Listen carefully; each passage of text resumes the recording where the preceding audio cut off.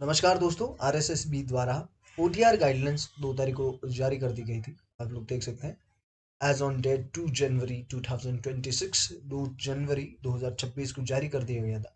और इसके अंदर लगभग काफ़ी चीज़ें इसमें कवर्ड है। इस गाइडलाइन के अंदर लगभग सब बताया हुआ है। ये जो पीडीएफ है आपको हमारे टेलीग्राम चैनल पर मिल जाएगी और वो भी आप ज्वाइन कर लीजिएगा, डिस्क्रिप्शन में लिंक मिल जाएगा। लेकिन अभी मैं बता दूं लगभग मेन चीज़ें आपको। यहाँ पर तो कुछ नहीं, नॉर्मल चीज़ें हैं कि आप मैनुअल भी अपलोड कर सकते हैं, डिजी लॉकर से भी कर सकते हैं और यही वगैरह वगैरह चीज़ें हैं। उसके बाद में वो डिटेल है कि कैसे आप कर सकते हैं, तो इसमें बताया गया कि आप डॉक्यूमेंट डिटेल्स पर क्लिक करके वहाँ पर कर सकते हैं। ये नॉर्मल चीज़ है, नीचे निकालिएगा। इसके बाद में ये भी नॉर्मल चीज़ है कि आप डिजी लॉकर से कर सकते हो, लगभग कर लिए। और ये जो है कि अगर आप डिजी लॉकर से करना चाहते हो, आपको बता दूं 1 मिनट। ये जो थर्ड पॉइंट है ओटीआर में डॉक्यूमेंट सेक्शन पर विवरण अपडेट करें, उसमें देखिए ए पॉइंट है डिजी लॉकर से विवरण प्राप्त करें। ये तो अगर जिसका उपलब्ध है डिजी लॉकर पर तो वो वहाँ से कर सकता है। और आप पढ़ लीजिएगा ये चीज़ें। और मैं लगभग नॉर्मल चीज़ें आप मेन चीज़ें जो इसके अंदर है वो आपको मैं बता दूं क्या क्या चीज़ें हैं। यदि डिजिलॉकर से विवरण प्राप्त करते समय कोई जानकारी अधूरी पाई जाती है, अधूरी मतलब अगर परसेंटेज नहीं है, रोल नंबर नहीं पता है, तो उम्मीदवार को उन क्षेत्रों के लिए वह जानकारी मैनुअल रूप से भरनी होगी जो डिजिलॉकर के माध्यम से उपलब्ध या पहुंच योग्य नहीं है। मतलब मान लो परसेंटेज नहीं आ रहे हैं, किसी के रोल नंबर नहीं आ रहे हैं, किसी के कुछ भी चीज जो है डिजिलॉकर से फैच कर रहे हैं तो नहीं मिल रही है वहां पर। खासकर उन मामलों में यह जारीकृत विभाग ने ओडीवी प्रक्रिया में अपेक्षित रूप से मेटा डेटा प्रदान नहीं किया है। ठीक है, तो डिजी लॉकर दस्तावेज जो है वो आप अपलोड कर लीजिएगा।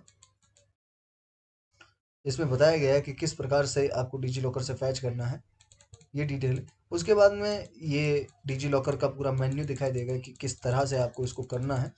उसके बाद में ये है कि शैक्षणिक योग्यता अगर मैनुअल दर्ज कर रहे हो, यदि उम्मीदवार मैनुअल पृष्ठ का विकल्प चुनता है तो ऐड एजुकेशन डिटेल पर क्लिक करके इसके बाद में ये चीज़ें आपको भरनी होती है।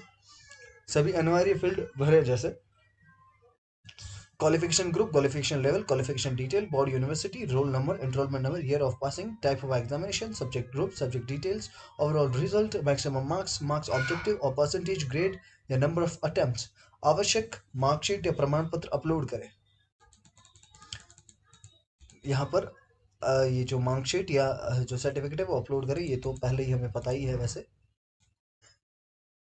उसके बाद में महत्वपूर्ण बिंदु, सहायता संबंधी सूचना।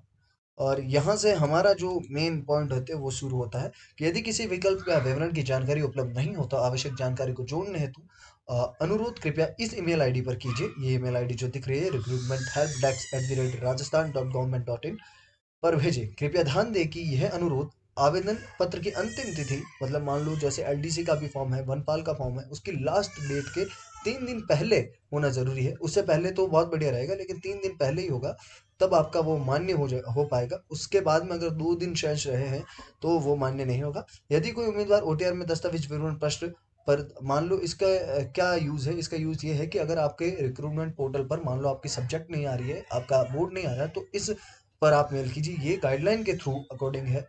और काफ़ी लोग कह रहे हैं कि हम लोगों ने कर दी फिर भी जुड़ नहीं रहा है, तो ये अब गाइडलाइन के अकॉर्डिंग तो है। अब क्या पता अब हो या ना हो, लेकिन जो गाइडलाइन में लिखा है मैं वही बता रहा हूँ आपको।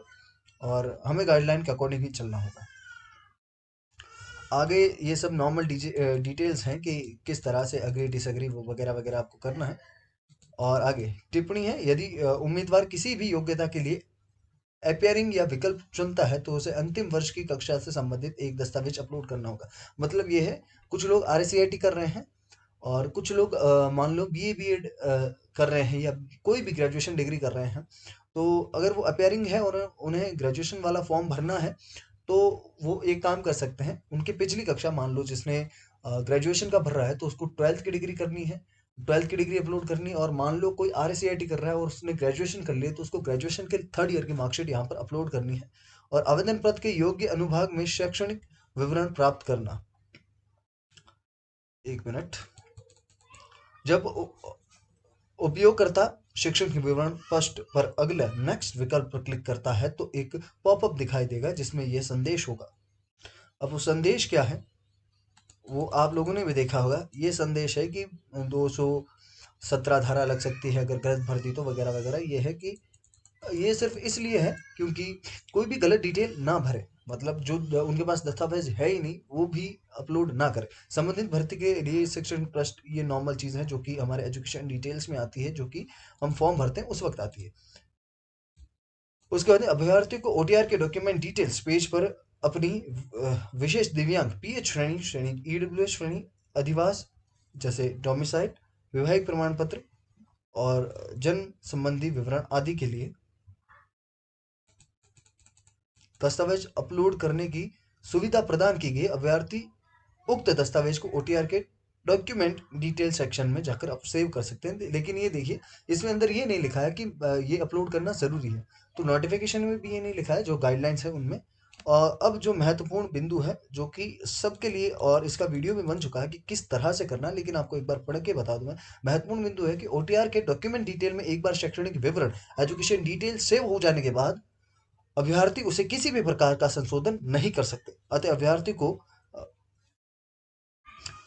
निर्देशित किया जाता है कि वे अपने समस्त विवरण अत्यंत सावधानी पूर्वक बिना किसी त्रुटि के दर्ज करें।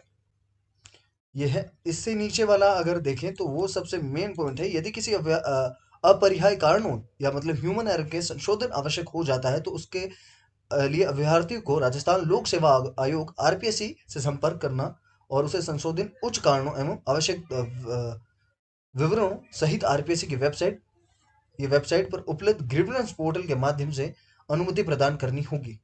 इस संबंध में अभ्यर्थी को होने वाली किसी भी प्रकार की असुविधा के लिए वे स्वयं पूर्ण उत्तरदायी होंगे। मतलब अगर नहीं भी होता है तो भी उसका जो कारण है वो स्टूडेंट खुद होगा, क्योंकि उनको एक मौका दिया गया था। ये हो या ना हो पता नहीं है, क्योंकि कुछ भी हो सकता है। यदि अभ्यर्थी ओटीआर द्वारा ओटीआर के डॉक्यूमेंट डिटेल सेक्शन में कोई गलत या अपूर्ण जानकारी भरा जाता है तो ये मतलब वो है कि उन पर ये धारा लग सकती है वगैरह वगैरह। यही पूरी डिटेल है ओटीआर गाइडलाइंस के अंदर, मैंने आपको बता दी है। और अगर वीडियो अच्छी लगी तो वीडियो को लाइक कीजिएगा और चैनल पर नए हैं तो चैनल को सब्सक्राइब ज़रूर कीजिएगा।